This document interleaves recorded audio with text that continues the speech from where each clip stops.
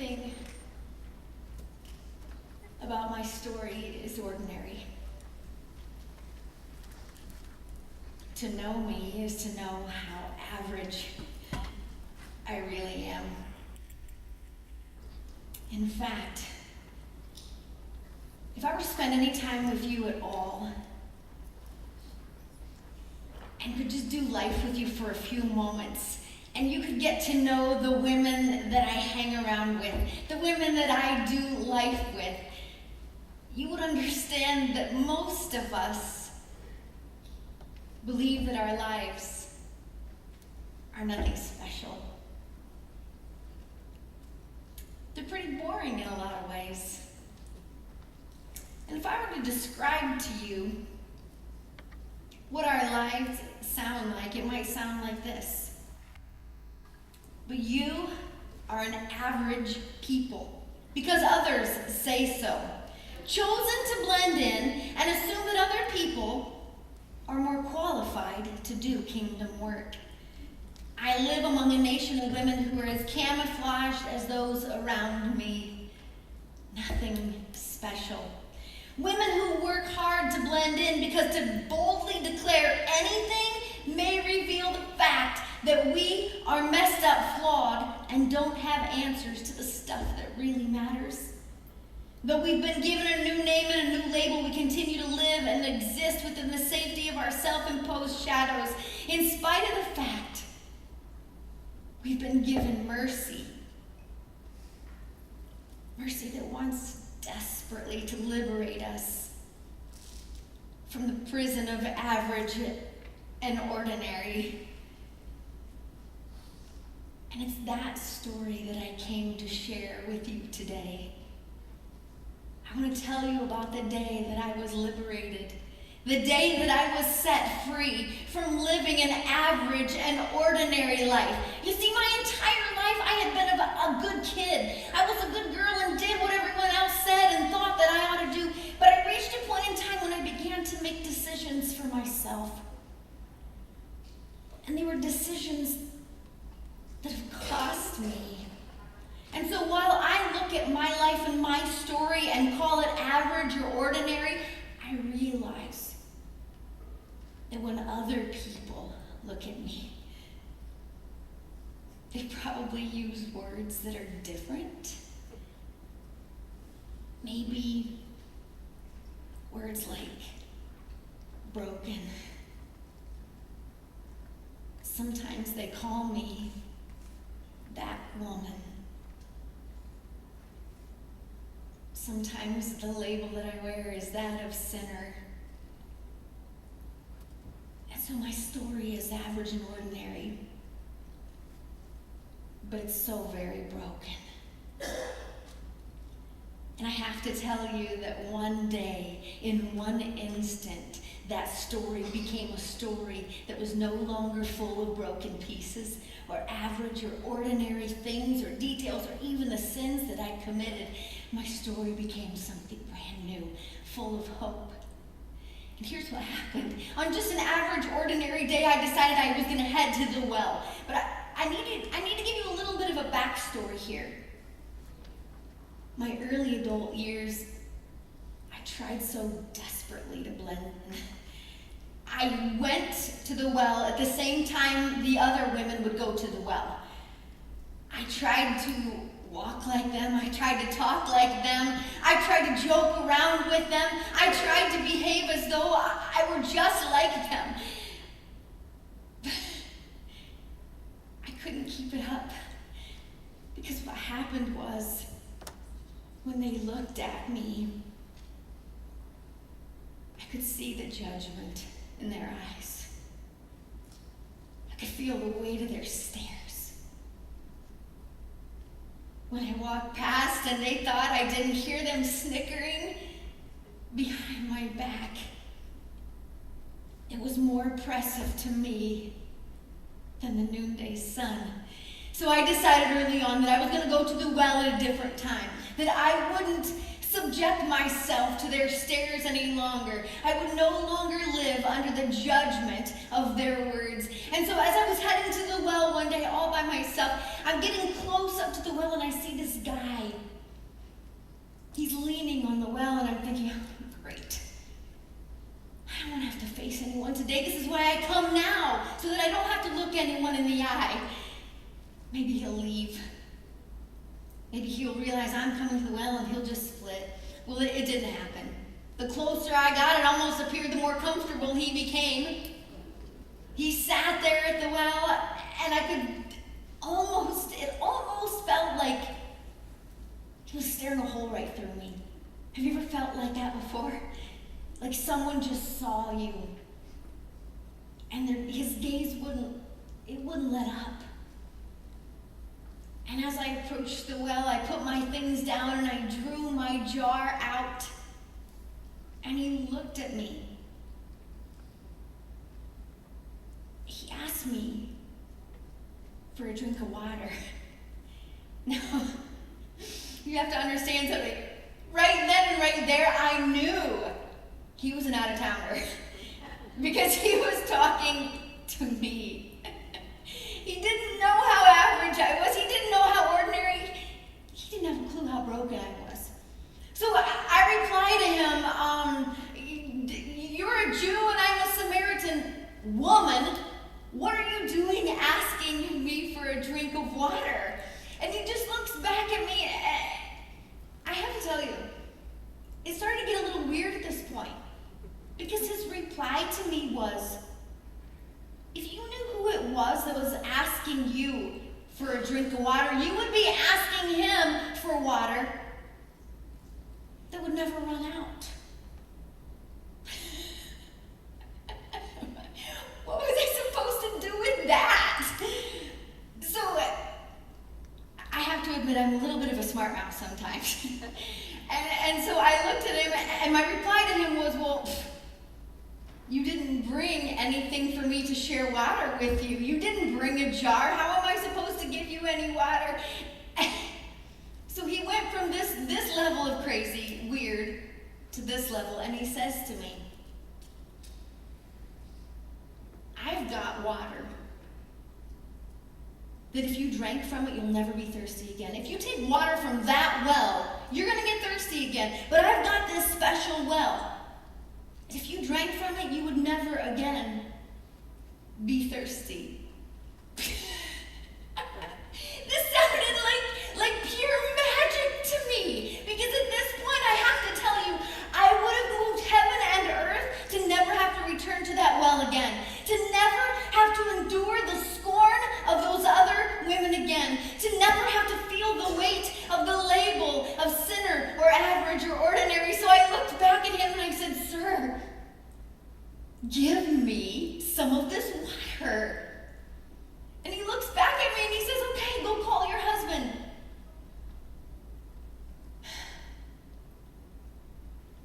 I felt like the gig was up. Like for a second, I had been really hopeful. And I was kind of excited about what he had said. And I was definitely intrigued. But when he looked at me and he said, call your husband, I thought, all cards on the table. Here goes nothing. I don't have a husband. He might as well know the truth, right? Everyone else in town knew the truth about me. I don't have a husband. You guys, when people know the truth about me, you should see the way they look at me. But it was so different. When he looked at me, when he knew the truth about who I was, I had just told him I don't have a husband, and I didn't feel the weight of his judgment. I felt his compassion. And for the first time in a long time, I felt seen and known.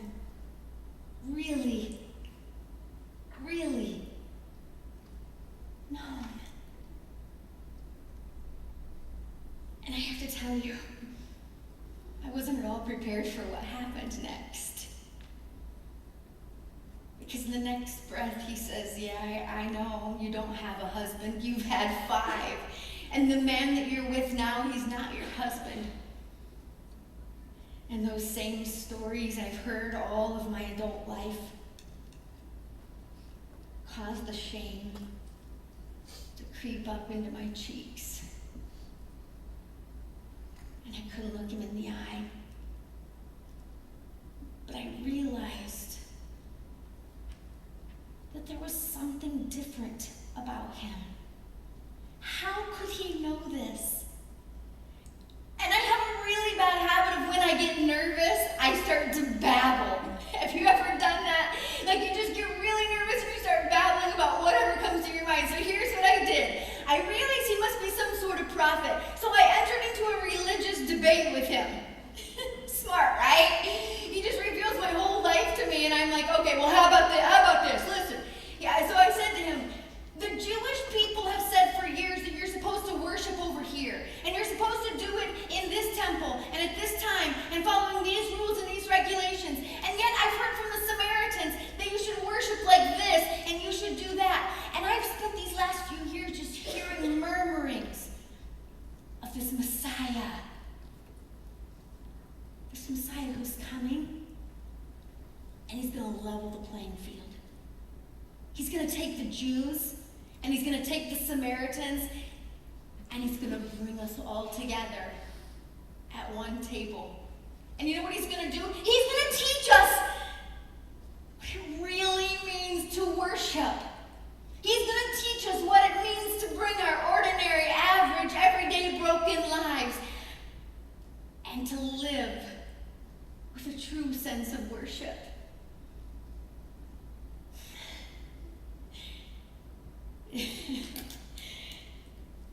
He looked at me and he said, I'm the Messiah. In that moment,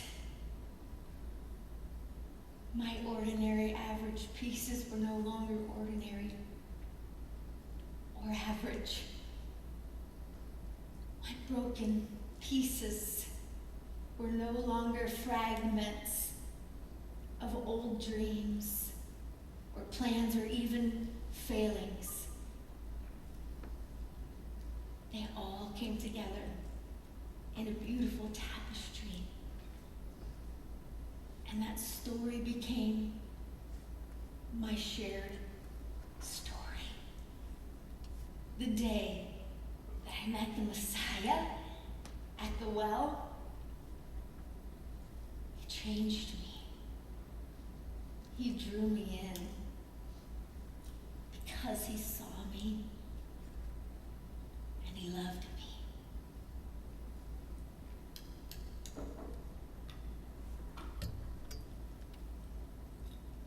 If you're here this morning and that story sounds familiar to you, maybe it's because you've spent your whole life in church. Maybe you've been a really good Sunday school girl. Maybe you've been one of those people who have been born into the faith in some ways. Maybe you've heard the story of the Samaritan woman from John chapter 4 from the mouth of your pastor on a Sunday morning, given behind the pulpit. Or maybe that story felt familiar to you because it's your story. Maybe you feel like your story is average or ordinary.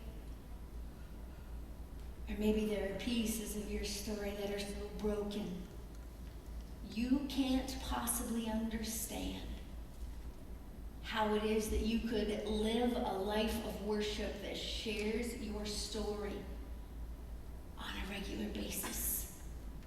Maybe you've been living your life as an average people, as an ordinary generation, But I believe that because of the testimony of the Samaritan woman this morning, as we study this and as we dig in a little bit, I believe that God is calling us as a new generation to rise up and to share our stories and to become uncomfortable with walking into church on a Sunday morning and saying I'm average and I'm ordinary and saying I'm too broken for God to possibly use me. I pray that God would begin to challenge us, to call us out of our apathy and to cause us to rise up so that we might share our stories. Because you know what? The Messiah has come. He's bringing it all together. He's leveled the playing field. There is no average, there is no ordinary, and there is no broken. Hers is an average and ordinary story. Born a fourth-generation Christian into a home with mom and dad who loved Jesus. She never missed a beat. She was in church all the time. She did everything that was ever offered to the kids group.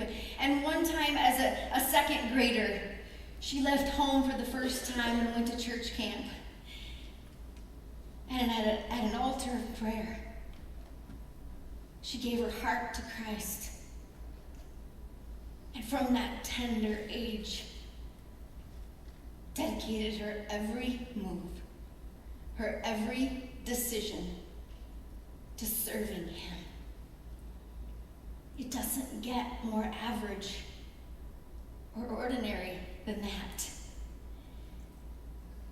At a senior high camp, after sharing her testimony and sharing what God had done in her life, another woman came forward and said, have you ever considered the fact that you might be called to ministry? And in that moment, that girl's everyday average testimony became something that she was excited about sharing. And this girl went off to school, and this girl pursued her dreams, and this girl was the only girl for a long time in a lot of her ministry classes.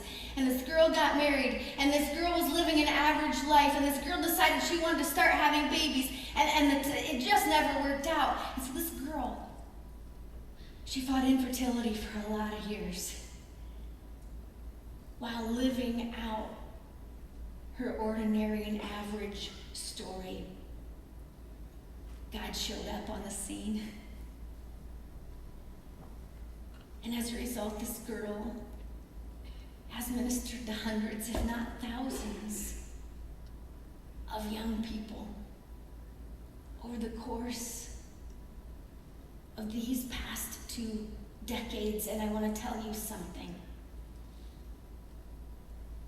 The kindergarten pickup line.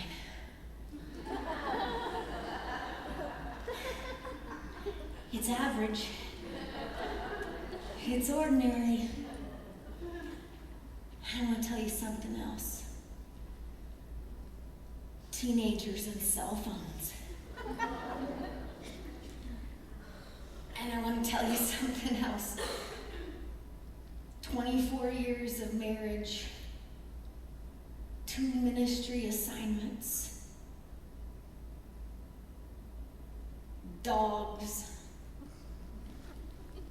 bills, loss, heartache, joy, exuberance, pride. All of these things have come together in my everyday, ordinary testimony. I know the story of everyday and average because that testimony is mine. That's where you're supposed to go, oh, right? That everyday average testimony is mine. And on days when I'm exhausted and I feel like I have nothing left to give, and days when I feel like you can't possibly get any more everyday or average than this, I'm reminded that the Samaritan woman had an everyday average testimony And when she met the Messiah, when she met Jesus Christ, her life became changed. Maybe yours feels a little more broken. Hers was a broken story. She was gifted in the area of science. Some might call her a smarty pants. But all she'd ever wanted her whole life was to start a family. And she spent her first adult years as single, pursuing her dreams of becoming a scientist while battling mental illness, depression, and bipolar disorder took its toll on her body. And she reached some points where she was making decisions that weren't wise and that were costing her. And so in a moment of what she considered to be wisdom, she decided to move to Phoenix, Arizona.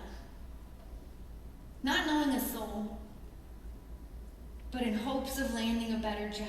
And so as a scientist, she started with a new company and began to pour herself into her work. Hers is a broken story, and I know this story because this is my sister, Amy. She's the smart one. I was sitting in a restaurant one night in 2009 when I got a phone call I'll never forget from my sister's very best friend who was back here in Indiana. She said, "Jill, I think Amy's suicidal. What do you do with that?" So I call my mom and I said, we gotta get on a plane. We gotta get out there, right? We had no idea what we were about to expect because my sister's a private person. She hates it when I tell people this. She's the middle child. And I'm a believer in the birth order deal, right? Like about personality traits and whatever. So any middle children in this room, you're gonna be super annoyed with me right now. Because middle children do not like to be pegged, they don't like to be pigeonholed, and do not tell them who they are or who they are not. So, my middle sister, who does not like to be told what to do, knows that we're heading to her apartment. And we knock on her door at 11:30 at night. In the middle of the Arizona heat, she opens the door, falls into the arms of my mother, and is sobbing uncontrollably. Because what we didn't know was my sister had a reaction to one of the medications she was on. It created a disorder called tardive dystonia. It's one of those super fine print things you see on your medicine warning labels. It's usually at the very bottom, because nobody ever has it happen. But let me tell you the honest truth of what happened to my sister. In her young 30s, her whole life still stretched before her. Her entire mouth locked up. She couldn't open her mouth. But it was so clenched that it was painful for her. So she would just cry. She couldn't control when things would come out of her mouth. She couldn't eat. You guys in my family were eaters. This is a big deal. She couldn't eat. She couldn't drink. She couldn't get a toothbrush in her mouth. She had trouble with one side of her body. Her arm would freeze up and lock up. Her leg would freeze up, it would lock up. She didn't know what she was going to do. All she knew at this point in time was her story became so broken that she didn't even recognize her own story. She didn't know what she was going to do with her job. She didn't know how she was going to face a future. She didn't know how she would ever run the possibility of marrying or having children, which had been her lifelong dream. So we packed up the few things she had in an apartment in Phoenix, Arizona. We got her back here to Indiana. She moved in my house for a time. And though that was 2009, there are still times when I find myself overwhelmed driving past the Anderson Center because I remember what it was like trying to get my sister the help and the treatment that she needed. But I want to tell you something. This girl has chutzpah. She never once turned her back on her faith. She never once said, my story is so broken that it is beyond repair. And you know what she said to me this week when I asked her permission to share this story? I said, tell me what you learned about the Father through all of this. And she said this: Jesus plus nothing equals everything. So while you feel like your story is so broken, I want to remind you this morning that Jesus plus nothing equals everything. Hers was a broken story. This is my friend Carrie. One of my dearest friends in the world. And my friend Carrie, to know her is to love her. She does not know a stranger, let me tell you. She'll walk into a room and she will instantly hold everyone in that room a captive audience. Carrie has a laugh that can light up a room. It's a game changer when you're around her. But I have to introduce a piece of her story to you so that you understand that what you see here when you look at her and you see her smiling face and you see her laughter is that under all of those layers of who she is now, there's a layer of brokenness that none of us in this room would ever want to know. Because in May of 1995, Carrie was out enjoying the Labor Day weekend with her family and was on a pontoon boat that capsized. And that evening at 9:47 at Methodist Hospital, my friend Carrie lost her 3-year-old daughter, Morgan. I can't imagine the agony. I can't imagine the pain. I can't imagine the brokenness of her story. When she tells the story of being submerged underwater, having a hold of who isn't she beautiful? That's 3-year-old Morgan. When she tells the story of holding on under the water, there comes a point in her story where she reveals it wasn't her daughter she was holding. She saved her nephew's life. Lost her daughter in the midst of a horrible tragedy, in the midst of a horrible circumstance and situation. Hers was a broken story, but I want to tell you something this morning. When I asked Carrie the same question, share with me what you learned about the Father, I kid you not, here's exactly what she said: Jesus plus nothing equals everything.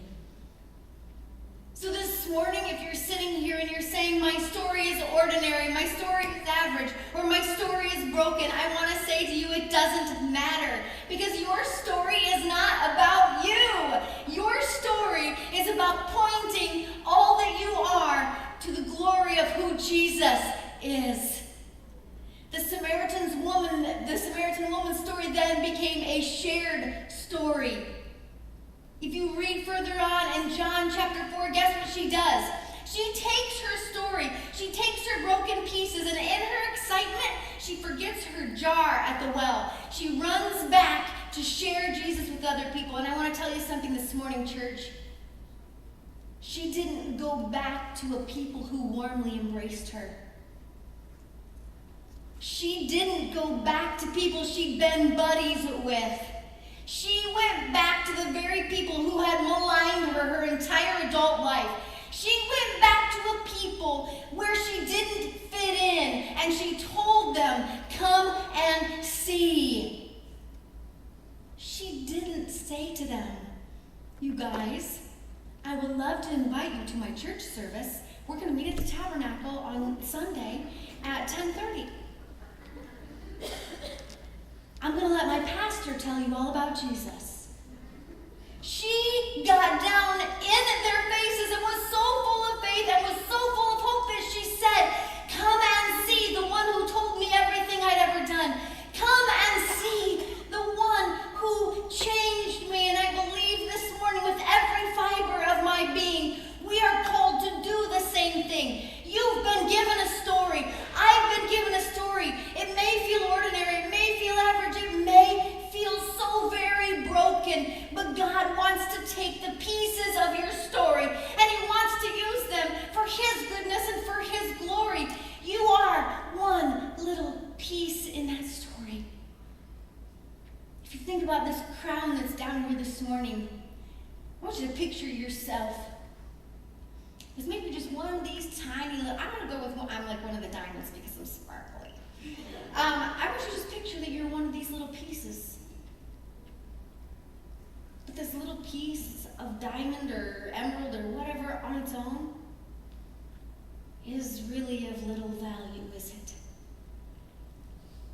It's the story of each one of these gems working collectively to demonstrate the beauty of that crown. And when we come together willing to share our stories collectively, we demonstrate the beauty of the Father. Every ordinary, average, broken piece that we are. And here's what He says to us. He says, you're not an average people. You're a chosen people. You're a royal priesthood, a holy nation, a people belonging to God. And so while we get all these blessings poured out on us in the very beginning of that verse, I want you to really pay attention to this next part, you guys. Because the longer I'm in church, the more apathetic I find myself becoming. And I have a feeling that there are some of you this morning who are sitting here saying the exact same thing. A people belonging to God, that you may declare the praises of Him who called you out of darkness into His wonderful light. He did not save your story. He did not redeem your story that you might hold on to your story in your own little jar and that you might isolate yourself so that you don't have to deal with other people. He saved your story. He redeemed your story so that you could use your story to point to Him. You've been given everything you will ever need to share Jesus with someone else. You've been given the power of the Holy Spirit. You've been given the living Word, and you've been given your story. And when you take all of those pieces together, there is power. And yet we come to church on Sundays or Wednesdays or whatever day you go to church,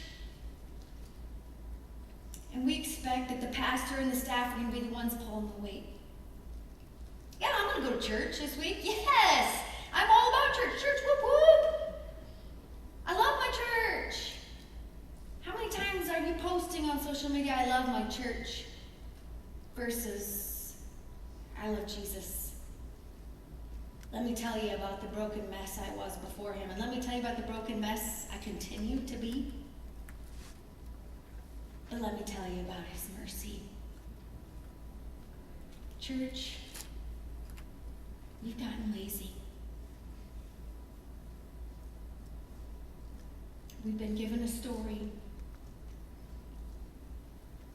We hide it. We hold it close because to share our stories might embarrass us. We may seem boring. We may even assume that it's the pastors of our church's jobs to share Jesus with our family and our friends when we bring them in. But I don't think there's anything in Scripture that teaches us that that's the way we're supposed to live as Christ-filled people. This morning I want to challenge you to take your everyday, ordinary, average, and maybe even really broken story and let it come face to face with the one who created you, with the one who wants to embolden you, with the one who wants to use your story to bring attention to himself. Because there's power in your story. And when you tell him you can have it all, he will take it all. And he will make something beautiful